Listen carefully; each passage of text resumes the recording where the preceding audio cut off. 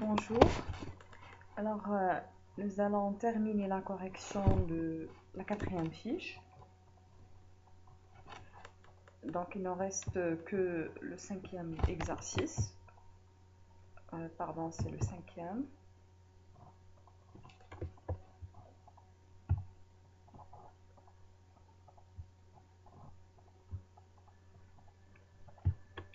Voilà, je monte directement au cinquième.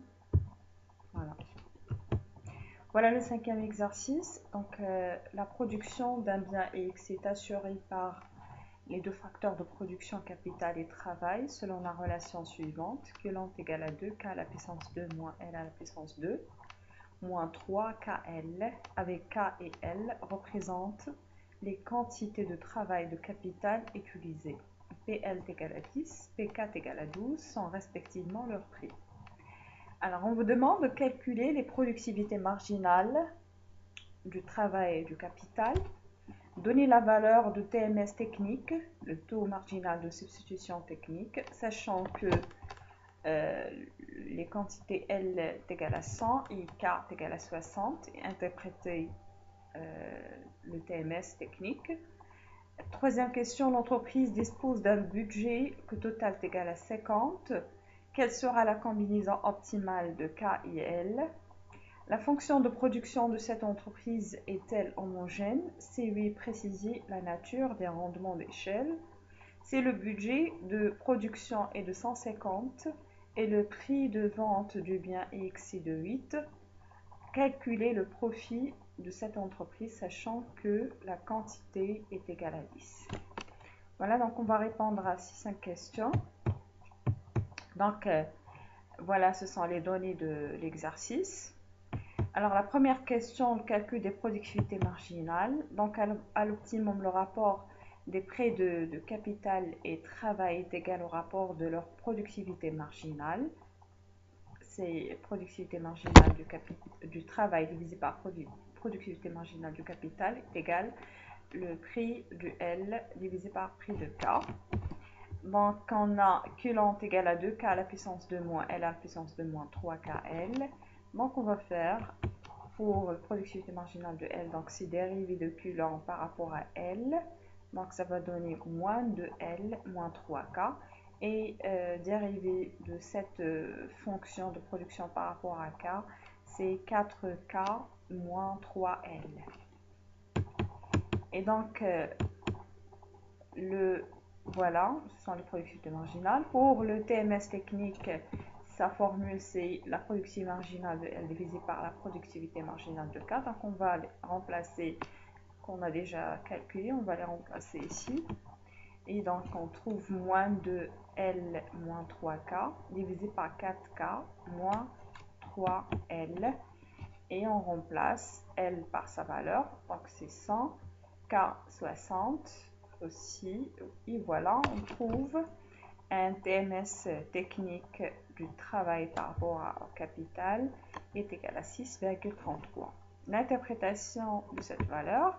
Donc, si le producteur souhaite augmenter le nombre d'heures de travail d'une unité, c'est-à-dire il veut substituer le travail par le capital, il doit abandonner 6,33 unités de capital tout en gardant le même niveau de production. Donc, c'est la signification du TMS, c'est-à-dire de combien combien d'unités. Ce sont 6,33 unités qu'il va abandonner du facteur capital pour avoir une unité supplémentaire du facteur travail tout en gardant le même niveau de production. Donc la troisième question, l'entreprise dispose d'un budget coût total égal à 50.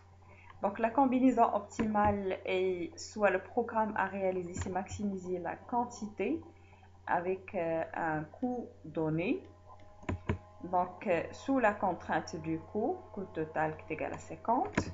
Donc, le Lagrangien s'écrit Q lent plus lambda fois coût total 0 moins coût total. Donc, c'est 2K au carré moins L au carré moins 3KL plus lambda fois factoriel 50 moins 10L moins 12K. Donc, les conditions de premier ordre, donc dérivée de la fonction de Lagrange par rapport à L est égal à 0. Donc, ça va donner ici, c'est moins de L. Par rapport à L, donc c'est moins de L, oui, moins 3K, moins 10 lambda est égal à 0. Donc, moins de L, moins 3K est égal à 10 lambda. Dérivée de cette fonction par rapport à K, ça va donner 4K, moins 3L, moins 12, moins 3 lambda. Voilà. Oui, c'est moins 12 lambda. Pardon, c'est moins 12 lambda. Et donc, c'est 4K moins 3 lambda, 3L est égal 12 lambda. C'est la fonction 2. Et dérivée par rapport à lambda, c'est 50 moins 10 L moins 12K est égal à 0. On pose 1 sur 2 et on trouve moins de L moins 3K divisé par 4K moins 3L est égal à 10 lambda divisé par 12 lambda. On simplifie par lambda et on divise aussi et on simplifie aussi on divise par 5, par 2 plutôt. Donc on aura 5 sur 6. Donc K est égal 3 sur 2 L.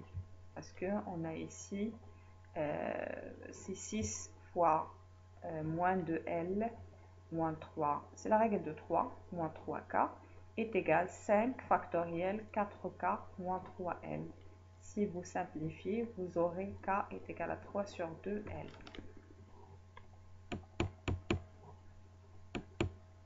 On remplace K par sa valeur dans l'équation 3 et on trouve 10L plus 12 fois 3 divisé par 2 fois L est égal à 50. Donc 28L est égal à 50. Donc L est égal à 50 sur 28 est égal à 1,78. Et on remplace L par sa valeur dans l'expression de K. On trouve K est égal à 2,67. Voilà les quantités optimales du facteur travail et capital pour un coût total de 50. Donc si on vérifie, on remplace ces quantités dans la fonction de la contrainte du producteur, donc on aura 50 qui est égal le coût total. Donc ce sont les quantités, la combinaison optimale du travail et capital, c'est 1,78 et 2,67. Donc, la quatrième question, étudier l'homogénéité de la fonction de production. Donc, en calculant KL, la fonction de production est égale à 2K à la puissance 2, moins L à la puissance 2, moins 3KL. On suppose un nombre H supérieur réel, supérieur à 0. Donc, alors, si on va l'introduire dans cette fonction, on aura 2 fois HK à la puissance 2, moins HL à la puissance 2, moins 3HK fois HL est égal à 2H à la puissance 2 fois K à la puissance 2, moins H à la puissance 2 fois L à la puissance 2, moins 3H à la puissance 2 fois KL. Donc, on aura le coulomb est égal H au carré factoriel 2K au carré moins L au carré moins 3KL. Donc, la fonction de production est égale à H au carré factoriel coulomb KL.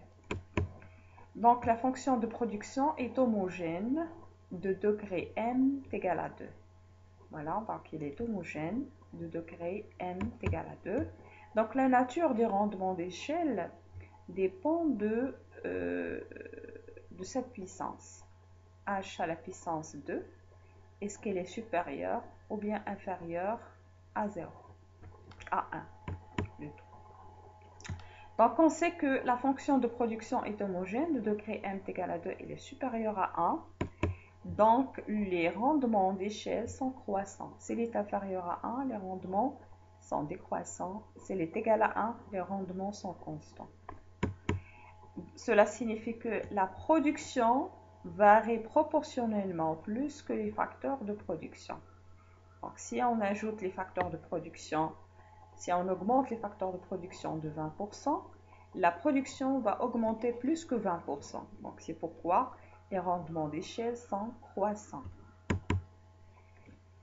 Voilà, donc la correction de la cinquième question. Si le budget de production est de 150 et le prix de vente du bien X est de 8, donc on va déterminer le profit de cette entreprise.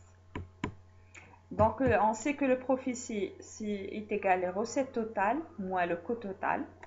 Et les recettes totales, ce n'est que la quantité fois le prix. Moins la fonction du coût total, c'est le prix fois la quantité de chaque facteur, plus le prix fois la quantité du facteur capital. Donc, P fois Quelan, moins 10, PL, donc c'est 10, fois les quantités optimales qu'on vient de calculer, L c'est 1,78, et pour K c'est 2,67, PK c'est 12, PL c'est 10. On remplace aussi donc les 650 et on remplace P c'est 8, voilà, et 10 c'est la quantité vendue. Et donc le profit qu'elle a réalisé cette entreprise est de 30. Voilà, nous avons terminé la correction de la quatrième et la dernière fiche pour ce semestre.